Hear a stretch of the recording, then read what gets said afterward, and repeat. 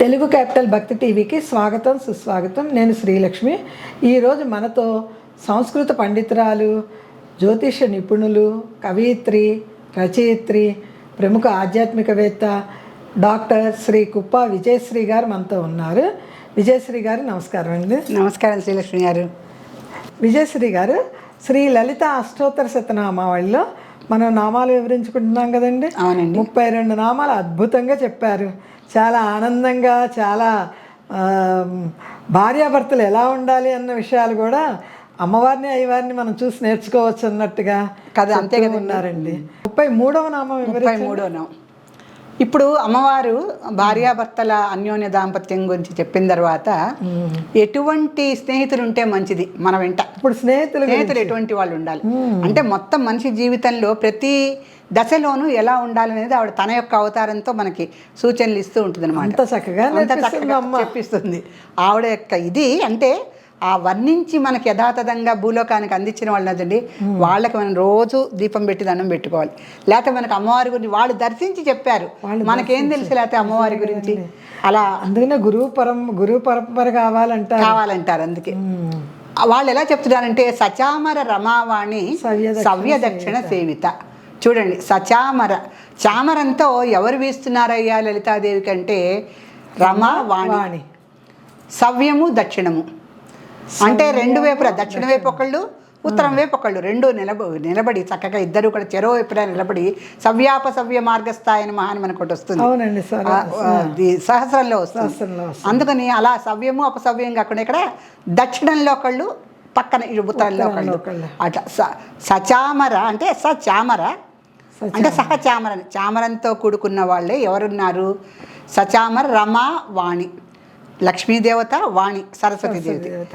సవ్య దక్షిణ సేవిత, ఎవరిని సేవిస్తున్నారు? లలితాదేవిని సేవిస్తున్నారు. సవ్యంలోను దక్షిణంలోను నుంచుని. నామం పూర్తిగా చెప్పండి. సచామర రమావాణి సవ్య దక్షిణ సేవిత. సవ్య దక్షిణ సేవిత ఎవరు? అంటే సచామర అనేది దేంతో సేవిస్తున్నారు అనే దానికి చామరంతో సేవిస్తున్నారు. అంటే సేవలు చాలా ఉన్నాయి కదా మనకి, అనేక సేవలు ఉన్నాయి అమ్మవారికి. ఇక్కడ చామర వీజనం ఒకటి, ఆ చామరంతో వీస్తూ చేసేటువంటి సేవ ఒకటి. అది ఎవరు వీస్తున్నారు చామరంతో అంటే లక్ష్మీను సరస్వతీ దేవతలు.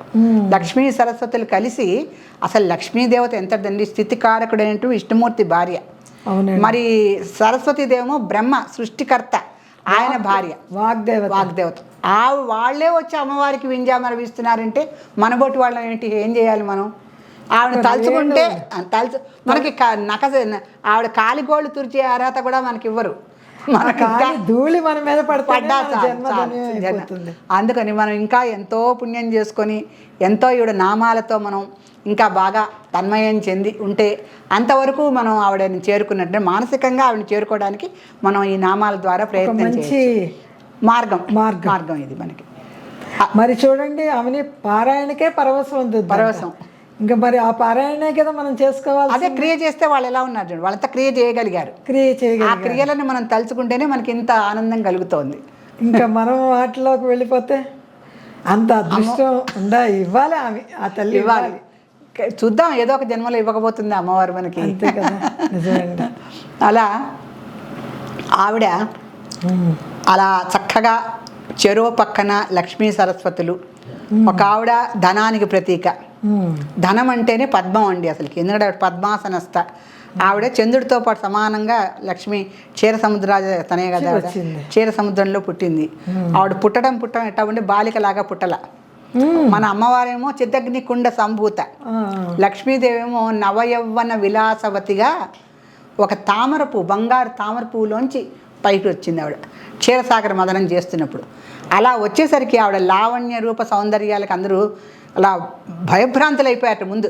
అంటే భయం ఎందుకు వేసిందంటే అవతల రాక్షసులు కూడా చిలికారు కదా, సముద్ర మథనం అంటే యువతల దేవతలు ఉన్నారు. ఇంత అద్భుతమైన రాక్షసులు ఎత్తుకుపోతాడుగా. రాక్షసులు అంటే సౌందర్యాన్ని ముందు అపహరించడమే వాళ్ళ పని. అందుకని అందరూ భయభ్రాంతులు అయిపోయారట. కొంతమంది మోహంలోకి పడిపోయారట అప్పుడే ఆవిడని చూసి. ఇంత లోపల విష్ణుమూర్తి గరుడారూఢుడై పరుగున వచ్చేసి ఆవిడ చేయి పట్టుకోవడం, గరుడ వాహనం మీద కూర్చోబడం, వెళ్ళిపోవడం అయిపోయింది. కరగ్రహణంతో పెళ్ళి అయిపోయింది. ఆ రోజుల్లో కరగ్రహణమే పెళ్ళి కదా. పరాయి స్త్రీ చేయి పట్టుకుంటే కరగ్రహణం. ఇప్పుడు మనకి చూడండి ఆ సన్నికలు తొక్కిస్తారు కాళ్ళతో కాళ్ళు, చెయ్యి కూడా ఒకళ్ళ చెయ్యి. ఇప్పుడు పెళ్లిళ్ళలో తక్కువ అయినవి కానీ ముందు ఇద్దరికి కొంగు ముడి వేసి ఒకళ్ళ చెయ్యి ఒకళ్ళని పట్టుకొని ఇస్తారు. ఆ కరగ్రహణంతో సగం వివాహం అయినట్టు. మాంగళ్యం అనేది చాలా తర్వాత విషయం. ముహూర్తానికి జీలకర్ర బెల్లబెట్టడం, కరగ్రహణం చేయటం, చేతులు పట్టుకోవాలి వధూవరులు ఇద్దరు. అలా ఎప్పుడైతే విష్ణుమూర్తి వచ్చేసి లక్ష్మీదేవి యొక్క కరగ్రహణం చేసి గరుడారూఢం మీద కూర్చోబెట్టేశాడో పెళ్ళి అయిపోయినట్టే వాళ్ళకి. ఎందుకని విష్ణుమూర్తి అర్జెంటుగా రాకపోతే ఏ రాక్షసుడో ఈవిని అపహరించేవాడు. అంత సౌందర్యవతి లక్ష్మీదేవి. అంత సౌందర్యమూర్తి అమ్మవారికి ఒక చామరం పట్టుకొని వీస్తోంది. అంటే అమ్మవారు ఎటువంటిది మరి? ఒక 1000 లక్ష్మీదేవుల యొక్క సహస్ర సౌందర్యం ఉంది మరి ఆవిడికి. అందుకని సౌందర్యమే కాదు, శక్తి కూడా, విశ్వగ్రాస శక్తి కూడా అంత ఉన్నది. ఇటు పక్కనేంటి బ్రహ్మపత్ని.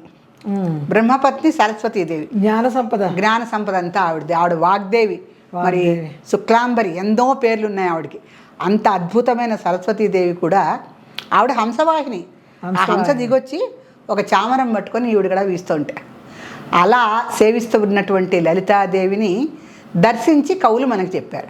ఇప్పుడు వీళ్ళిద్దరే ఎందుకు ఇలా చేస్తున్నారయ్యా అంటే, ప్రతి వ్యక్తికి కూడా జీవితంలో కావాల్సింది ఏమిటి అంటే ఒక వికసనం. అంటే ఇప్పుడు లక్ష్మీదేవి అనగానే మనకి పద్మమే గుర్తొస్తుంది. ఇప్పుడు ప్రతి దేవత చూడండి, మనకి మన సంప్రదాయాల్లో ఒక పద్మం పట్టుకునే ఉంటారు. ఎవరో గులాబీ పువ్వు కానీ చామంతి పువ్వు కానీ పట్టుకున్నట్టుగా మనకి అజంతా శిల్పాల తగ్గించి చూడండి, ఏ దేవతను చూసాను చివరికి బుద్ధిస్ట్ కల్చర్లో కూడా ఒక తామర పువ్వు పట్టుకున్న దేవతలే కనిపిస్తారు మనకి ఎవరి సంప్రదాయంలో చూసినా.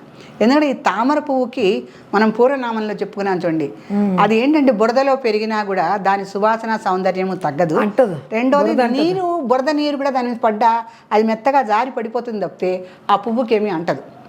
అటువంటి స్వభావము వ్యక్తులందరి మానవులందరికీ ఉండాలని సూచిస్తూ వాళ్ళు పద్మాన్ని పట్టుకుంటారట. అంటే పద్మాన్ని పట్టుకోవటం అనేది ప్రతి దేవత, ఎందుకంటే ఆ పద్మంలో గుణాలు మీరు కూడా అలవర్చుకోండి. అంటే ఏంటి, మనం ఎంత సంసార లంపటాల్లో సంసార పంక నిర్మగ్న సముద్ధరణ పండిత అమ్మవారు. అందుకని తాపత్రయాగ్ని సంతప్త సమాహ్లాదన చంద్రిక ఇంకో నామం ఉంది. ఈ సంసారంలో ఉండేటువంటి ఈ బాధలు అనేక ఉంటాయి కదా, అవన్నీ ఉంటూనే ఉంటాయి. కానీ అవి తామరాకు మీద నీటి బొట్టులాగా మీరు వాటన్నిటినీ కూడా జార్చేసి మీరు నా దగ్గరికి చేరుకోండి అని చెప్పడానికి వాళ్ళు తామర పువ్వు పట్టుకుని ఉంటారని మన సంప్రదాయం చెప్తోంది.